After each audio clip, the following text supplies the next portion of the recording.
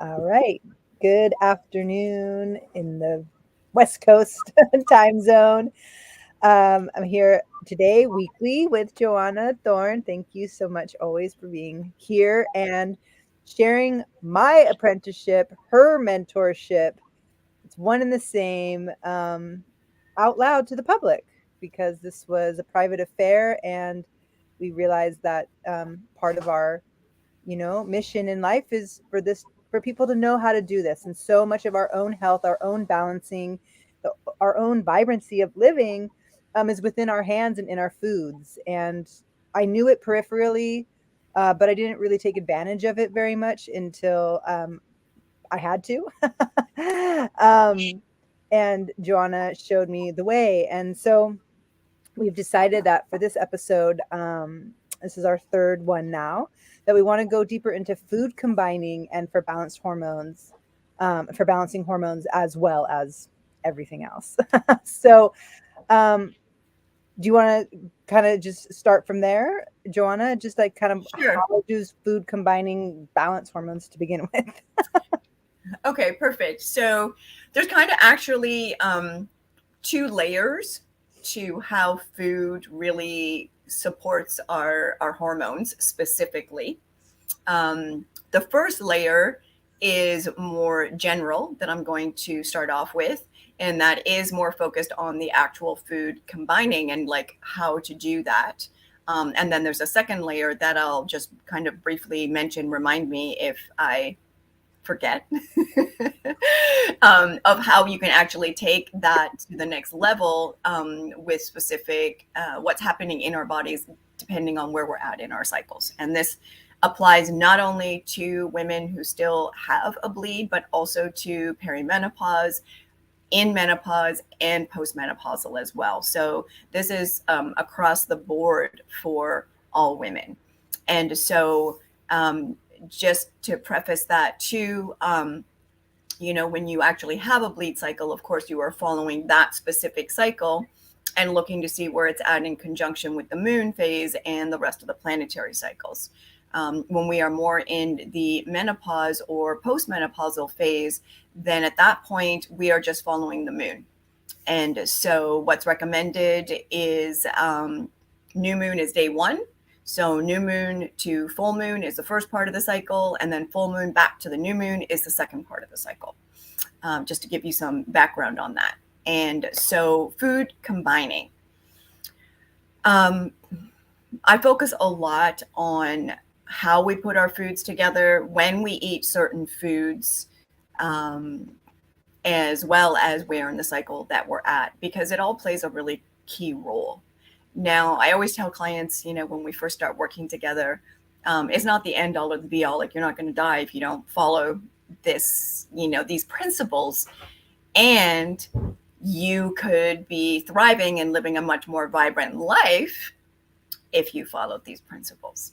And if you found yourself in an acute situation where you had certain things arising for you, health challenges, issues, or, love notes, as I like to call them, and you've heard me refer to them before, then this is something that you would want to dial into to support you to move through whatever it is that was going on in the moment.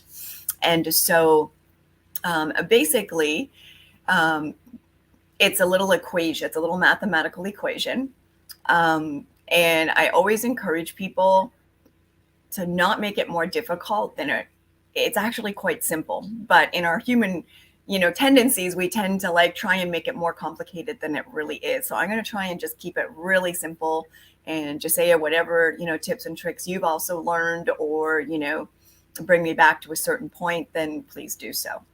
So the idea, the mathematical equation that we're using here is called the 5+5.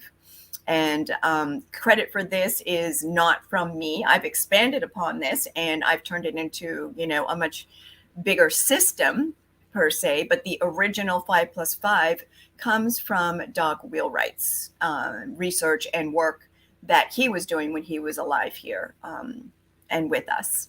And I learned this through my teacher and mentor who studied directly with Doc Wheelwright.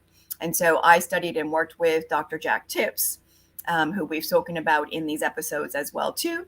And his website is wellnesswiz, wellnesswiz.com. If you want to go check him out, there is a plethora of information there, and I highly recommend his newsletters for education and information. He's one of the top researchers out there, and can really, bring all that information together, that is really pertinent to all of us to be able to thrive in this era and this time period that we live in.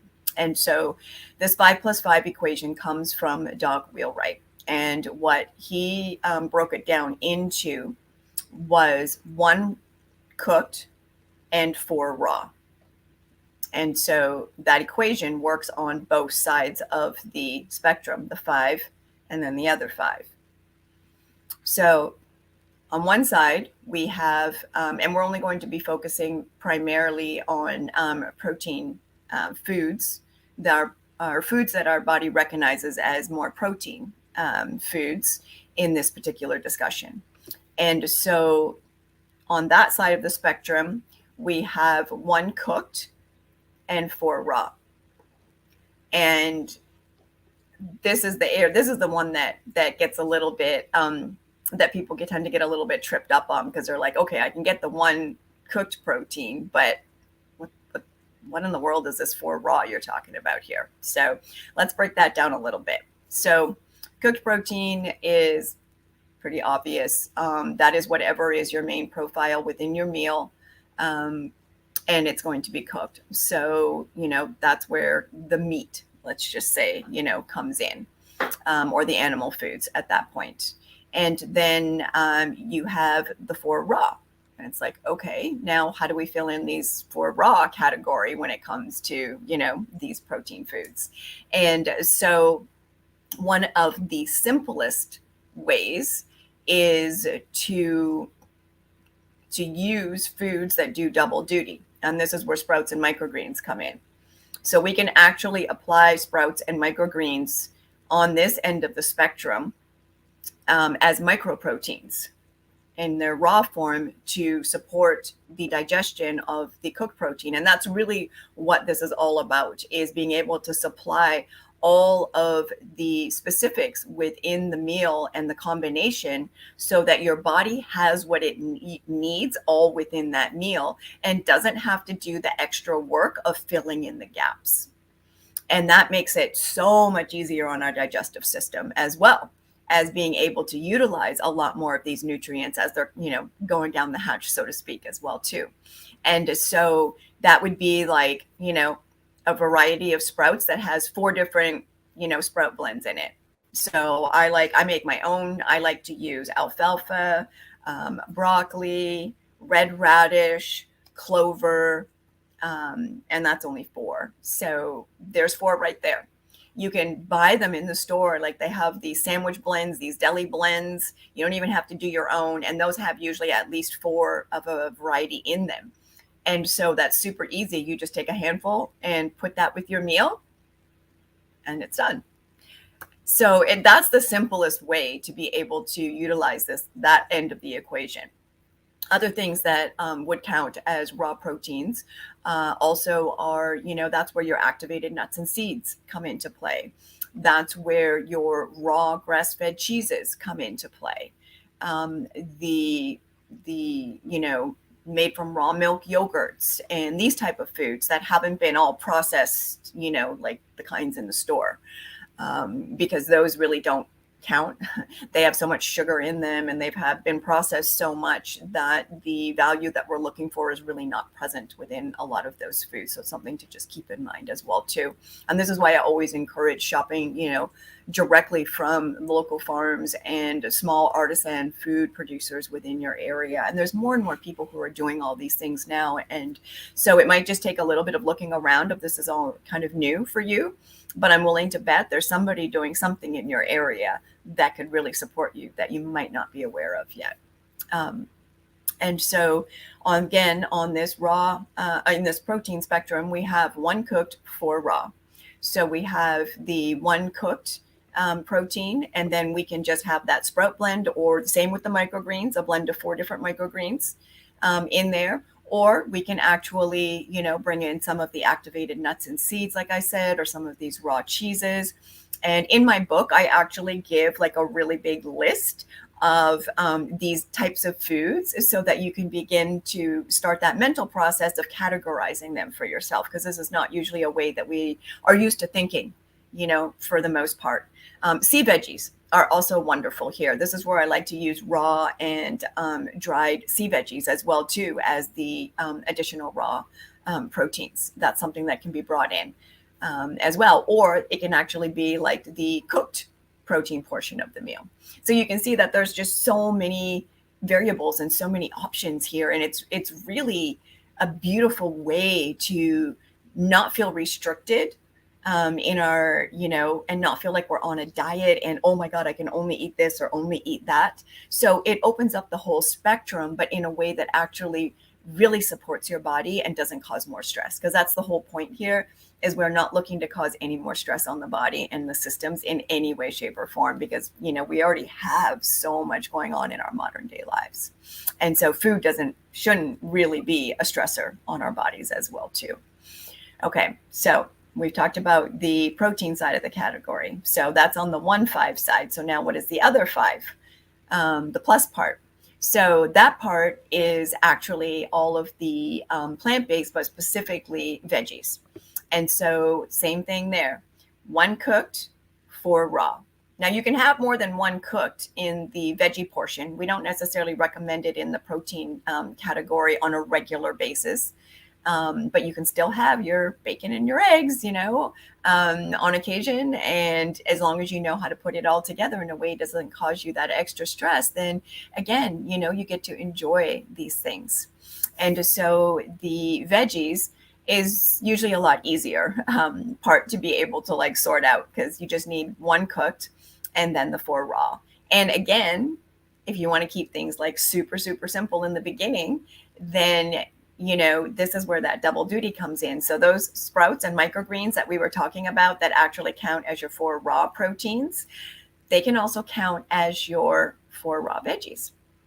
So they get to do double duty. They fill both categories. And so that's why I always tell people, if you do nothing else and you take nothing else out of all of our work together, just keep this one habit of always adding a handful of sprouts or microgreens to every meal that you eat, and it will forever shift and elevate the quality of your life, even if you do nothing else. So if that's the only thing you get out of today's discussion, then, oh my God, you are in an amazing place to thrive, and just take that and run with it. So I really encourage you to, like I said, if that's the only thing you take out of this, just take that one piece and just keep that in and make that part of your routines and part of your habits as well, because it will really serve you on a huge level.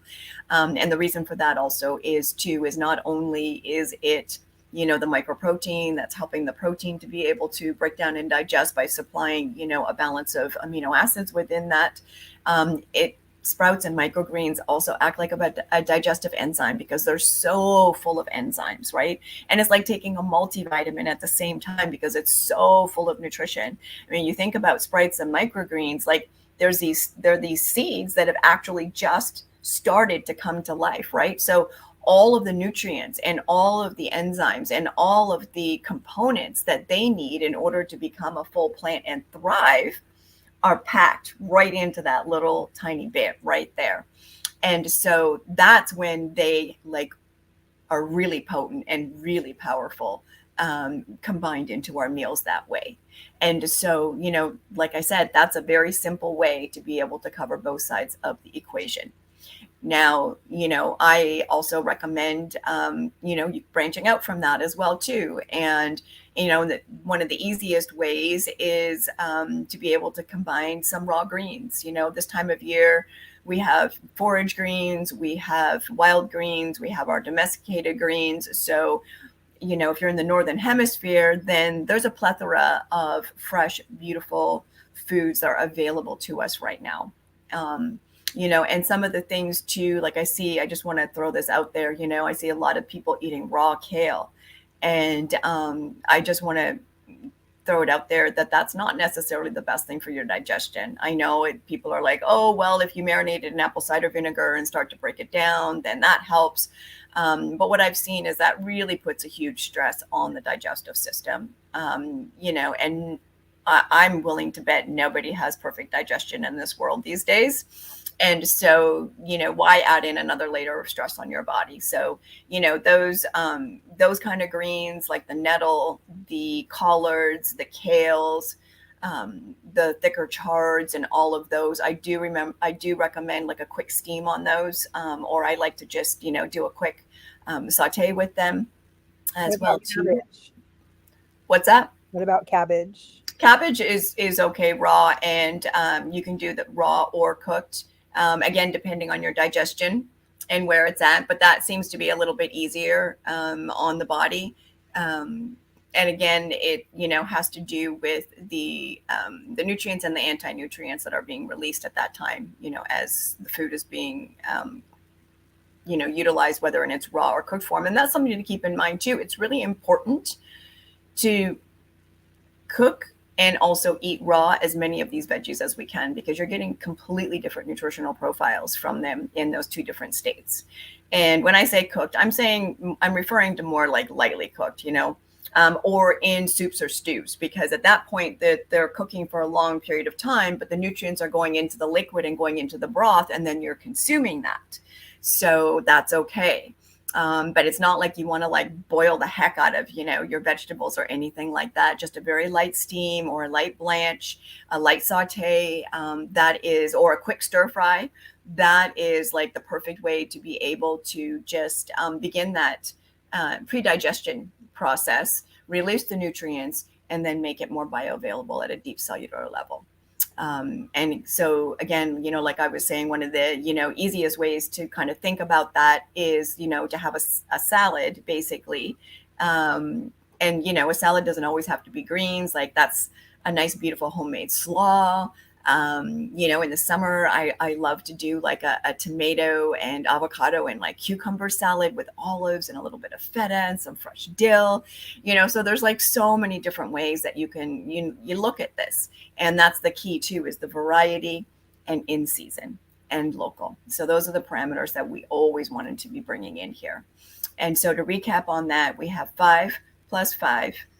On one hand, we have the 1 cooked protein and the 4 raw proteins. On the other hand, we have the 1 cooked vegetable and the 4 raw vegetables. And now the largest portion on the plate is the vegetables. The protein is more the condiment. And just so, we want to completely flip the plate around from what basic standard American and North American tradition is used to, where you have like this massive hunk of steak, on the plate with this huge pile of like, mashed potatoes or French fries or whatever. And like maybe like 2 little like boiled to death pieces of broccoli or something like that. Right. So scrape the plate clean. Let's start over again. We're going to take a quarter of that piece of meat, and that's going to be the protein portion. Now, this is the key piece too. When we are combining our nutrients this way, we don't need the larger quantity, because your body is able to utilize the amount that you're bringing in, especially in this way without stress. And so the rest of the plate, like 3/4 of that plate. And again, in my book, I actually give charts and percentages, and I break down the food plates and give examples as well too. So it just kind of helps to get a visual. But it's all the veggies and all the plant-based foods that are on there that are the largest portion of the plate. And that should be the case with any meal, whether you're following this advice in particular or not. The vegetable portion of your meal should always be the largest portion. And then anything else that you add in should always be the condiments or the smaller sides or whatever terminology you want to use, in order to be able to really facilitate you getting the prebiotics, the nutrients, the enzymes, and everything that is necessary for within the meal to be able to help us digest that and break that down. Okay, so that's kind of the first layer there. Did that make sense? Just say Yeah. yeah. Yeah, it does. And obviously, we're going to need more time to discuss like you said, that's the first layer. Because I'm thinking, okay, and then what about the hours in between? And then, if people did want to start thinking about what to eat during for each cycle, how to add in those supportive foods, how could they begin that? Okay. And by the way, this I Live Vibrantly, Joanna Thorne NC, down below, that's the name of her book. And that's, you can find that on Amazon, right? Actually, the name of the book is not that. The Isn't name that, of the oh, book is Live Vibrantly: 10 oh, Live Steps to Vibrantly. Maintain Youthfulness, Increase Your Energy, and Restore Your Health. Okay. Um, it's a long one. So what I recommend, no matter what, and it's hard to share a link because it's different, different Amazon depending on what country you live in.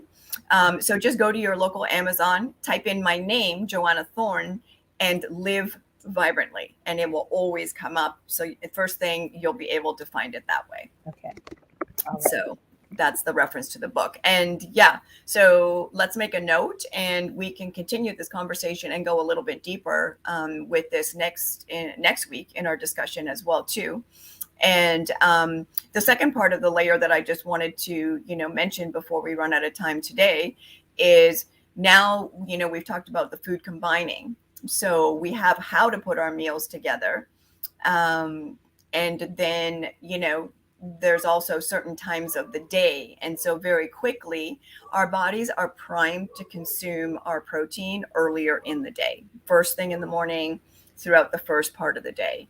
And so that's where you would be, combining these meals and having these meals in there. And then later in the day, that's where the starchier foods, can come in, because those are the foods that actually prime us and get us ready to go into that relaxation mode, kind of help our brains shut down, slow down, put us into rest and digest, and really prepare us for a good night's sleep. So that's a very quick reference in regards to timing. And that's hard for a lot of people because it's like, for me, I had to turn around to have dinner for breakfast, and I didn't want Exactly. to. I really didn't want to. It was a very difficult transition, but now it's good and fine. For anyone who's doesn't want to do it and was resistant, or still wants their French toast and maple syrup, for breakfast. Right. So, But again, it's about learning these principles and learning how to incorporate them into your life in a way that's really going to support you. And there are ways to still have your French toast, on occasion, right? But it's those little tiny things that you do every day, day in and day out, that are going to have the largest impact. And that impact can be positive or it can be negative. And that's the key to remember. And as with anything, even if it's good for you, if it's not used in moderation, balance, and used properly, it can become harmful for you. So that's something to keep in mind as well too. And don't be fooled by all of these, natural, healthy foods that are all these processed, prepped foods that are, being sold now these days. All this keto stuff and paleo stuff and all this, all these prepared and really highly processed foods that are being sold under the guise of healthy, nutritious food. So just really beware of that. Read labels. If it isn't just a bunch of like actual whole food ingredients and there's other stuff in there, put it back. It just doesn't belong on your plate. It's that simple. We've really got to really be very conscious and mindful these days, especially when we're grocery shopping and purchasing things, because we live in a world where there is actual real whole food available, and then there's all this lab manufactured food and all this processed food as well too. Now, this processed and lab manufactured, I even hate calling it food because it's not. It's not. It just isn't. And your body what isn't we going put to in our mouth, respond to it. and it goes Yeah, through the body and we poop it out. Or not, exactly. or it stays too long in our body because it can't digest it, right? Right. And also some of those, compounds that are in these lab foods and processed foods are things that our body doesn't even recognize and doesn't even know what to do with. So it doesn't even get processed. It gets stored as a toxic waste in our fat cells. Right. And especially as women, that is a huge, huge issue. and plays a big role in, weight gain and being able to keep our weight in a healthy, balanced state. And especially for perimenopausal and menopausal women, that is a huge problem. And it can actually lead to, a bigger imbalance. And this is what I talk about in our whole estrobolome series as well, too. Because, once we start getting into those realms, that's where we get into the estrogen dominance and the hormone disruption. And that's leading to a whole slew of other problems, as well as postmenopausal, estrogenic cancers, especially breast cancer. So there's so many layers, to all of these pieces. And I know these quick little bites, it's like really hard. So I'm just hopefully throwing little things out there to get you thinking and get you curious. And will want to take a deeper dive for your own self, to be able to support yourself.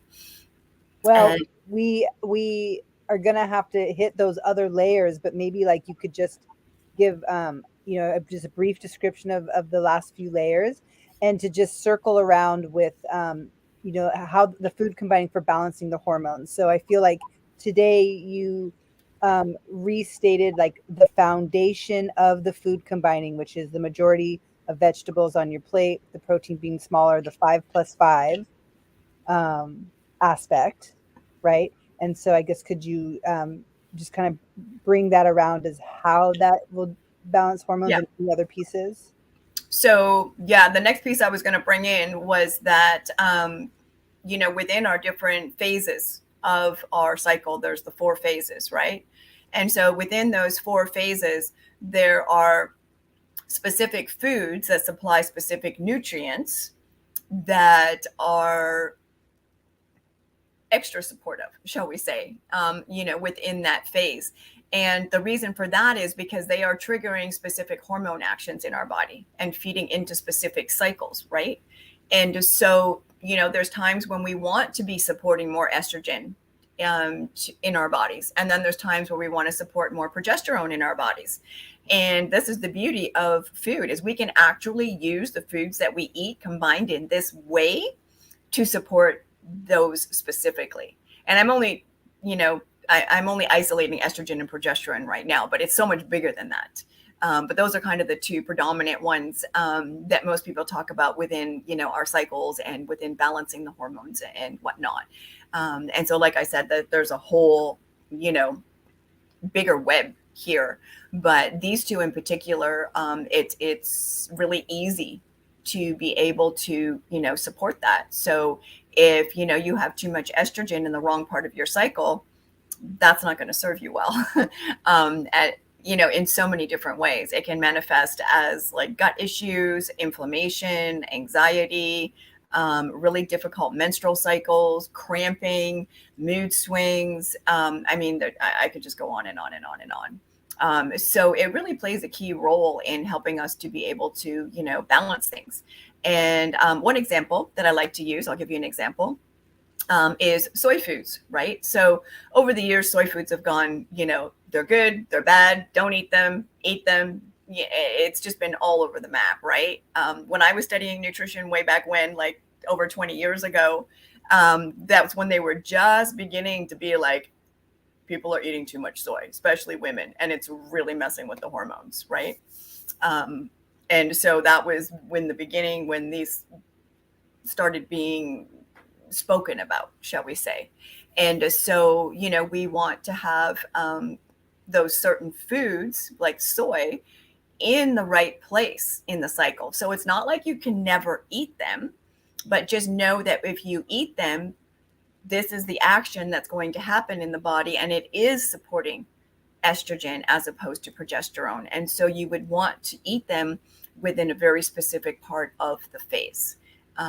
And I'm not even going to go into detail about that, because we can go into another class where I would actually like to just kind of walk you through each phase, share some of those foods with you that can be supportive. So maybe next week we can, go into that, where we can go into more detail about these specific layers and when at certain times of the month you want to be focusing on specific foods to be able to support that hormone balance. And then, another layer to that too, as I briefly mentioned, prebiotics, right? So in the world of biotics, there's three categories. We have pre, pro, and post. Now, most people are familiar with probiotics because, that's been, broadcasted all over the place for many, many years now. But what science is finally putting out there is, and, kind of what we've known in the natural health world all along, is that a lot of these supplements are really not supporting you and are an absolute waste of money. Because if you don't have the prebiotics, which combine with the probiotic to create the postbiotic, then it's an absolute waste. And then also, too, if you're taking the same probiotic formula over and over and over and over and over again, that's monoculture. And without the prebiotic, they're not going to stay in your body. They're not taking up residence. They're just moving through. And Well, that doesn't because the serve prebiotic is the food for the probiotic.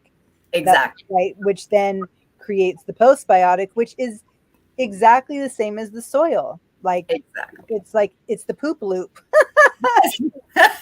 And each time it goes through that cycle, the soil gets richer and richer, and it seems to really be the same in our gut. Exactly. It is. I mean, we can liken, that's why I always say we're a personal ecosystem. And I always liken it to, farming and gardening and all of that, because we're a duplication of what's going on out there. Right. And the same principles apply.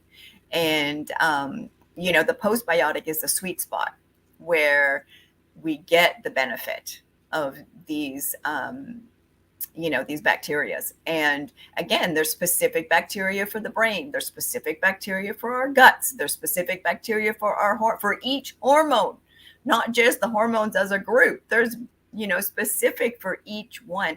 Every function in our body has a specific, oh my gosh, I just completely lost my thought. Each nutrient has a specific connection or correlation with different organs and systems in our body. Thank you. Yeah. So, it's not as simple as, oh, just take this one strain and we're supporting everything. It Right. doesn't work that way. It's very detailed. And this is why I teach the food combining as I do, because within that component, we only talked about, the one cooked and the four raw, but within that plate, especially if you look in my book, you'll see there's the healthy fats that need to be in there as well too. We need those fats to keep our hormones balanced. We need the cultured foods or the fermented foods to be able to support this ecosystem, within our bodies. And then we need the specific foods to create these prebiotics, right? And so there's this whole layering of food, really, that supports every one of these functions in our body. And that's where it gets really exciting and it gets really fascinating when you start to break down into all the areas, everything that can be done. But, a lot of the times, you might just want to keep it simple. You don't really want to know what is going on every single layer, or you don't have the time to learn that right now. So just know that if you are, using some of the principles we've talked about today by using the sprouts and the microgreens, you are in effect actually really supporting yourself to be able to have these nutrients, the pre, and the pro, to make the post, along with all of the amino acids and the vitamins and the enzymes and everything that we need in order to be able to function and thrive at a human level in this planet today. Yeah. Well, I mean, I'm so excited to just go down. There's so many layers from this. This is really such a great umbrella. And, like you said, from today, bare minimum, start adding sprouts or microgreens into every meal. And just knowing that they are great enzymes, digestive enzymes, and giving you a lot of just great micronutrients. And then from there, if you can consider with your meals to have more vegetables than protein, switch the idea in your head that we were fed about the food pyramid. And then if you're having various issues, digestive, anxiety, off balance, or anything like that, considering some of these other details that we'll give, but to just start by eating more vegetables, and just thinking about how you can put less stress on your body, because that was something I didn't even realize or consider or know, that just simply the foods that we're combining or the foods that we're eating are causing a lot of stress. And just because it doesn't stress someone out now doesn't mean it won't later, but we're all so uniquely different. I was able to eat and do everything I did until I couldn't. That may not happen to the next person, or it may not be happening to them now, but it's like, um, it's such a great tool to know, oh, okay, how about I just decide on one protein? Because sometimes I had no idea. I was like, had five, and that the nuts sprouted, that causes stress when you're already in distress. Right.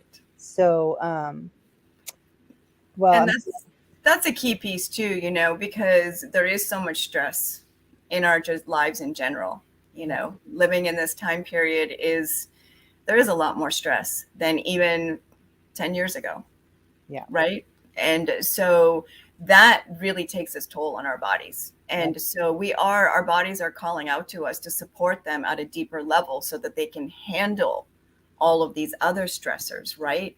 So the last thing we need to do is put more stress on our body while we're trying to nourish our bodies to support us to deal with all of this stress, Right. and all of the other things that are happening in our lives. And so, that's why I always start off with the food as the foundation Yeah, and the first place. And then we begin to work on the other layers, because it's not just the food. yeah. It's not the end all or the be all, but it plays a huge role. So it gets a lot of attention. But there's so many other pieces and elements to this, which we will be working our way through as we have these conversations. So stay tuned. Yeah, definitely. Stay tuned. And I just have to say that, like, I feel that so strongly, and I share it with people when they're in a painful situation, that I could share my experience, which is like, if you're in a stressful place, do everything you can to at least eliminate the stress on your liver. And you can do that just simply through the food, because it needs to filter out all of the other, like the mental stress, the hormonal, the pollution and everything. So it's really such a cool thing to, it's an empowering tool, like that. Definitely. I didn't even know, and I lived in a natural living sort of, situations, and went to Whole Food stores and stuff. Um, Not Whole Foods, but actual Yeah. Whole Foods Like real stores. food store and farms. Yeah, exactly. And it was such a great reminder that there are ways that we can just not stress it as much. Like, Exactly. so If we can lighten the load as much as possible, right, then it gives us more ability to be able to handle the other things, right? Without taking such a huge toll. And especially, um, when you're living with family and you're living with people, or you're living in a community, it's like there's all these dynamics going on, in the family situation. You've got, parents, children, and there's always all these external, pieces coming. And I really see the difference when, even just like I said, that the simple thing of combining the sprouts with the meal, I have seen dynamics just completely shift, and things become more manageable just by that one simple act. And so just really encourage you. I mean, can't hurt you. Just try it. Literally try it for 3 weeks right. and then see what you think. That's a, yeah, great suggestion. Because as you said last week or the week before, there are no parts and pieces. It's all connected and affected. Yeah. So, well, I can hardly wait till next week, because I have so many more questions and I'm so excited. So, but we'll end it here for now. And of course, anyone who's listened now or later, always feel free to reach out to us on any social media platforms. Yeah. Uh, Send us your questions. If this is raising questions for you, you're getting curious, or you're reading the book and you have questions, just pop it in the comments or DM one of us directly. And, we're happy to work your questions into the conversations as well, because that's the whole point, is we're here to support all of you and to get you curious. And give you ways to be able to support yourself, to just, live a much more vibrant life, and one that's just full of more ease and grace, really, ultimately, is what it boils down to. And that allows us to just be, instead of like doing all the time as well. And that's our bodies. Our bodies need time to just be and not be doing all the time. So it applies all the way across the board there. Hmm. Absolutely. All right. Well, thank you so much. And till next week, everybody. Thank Ciao. you. Bye.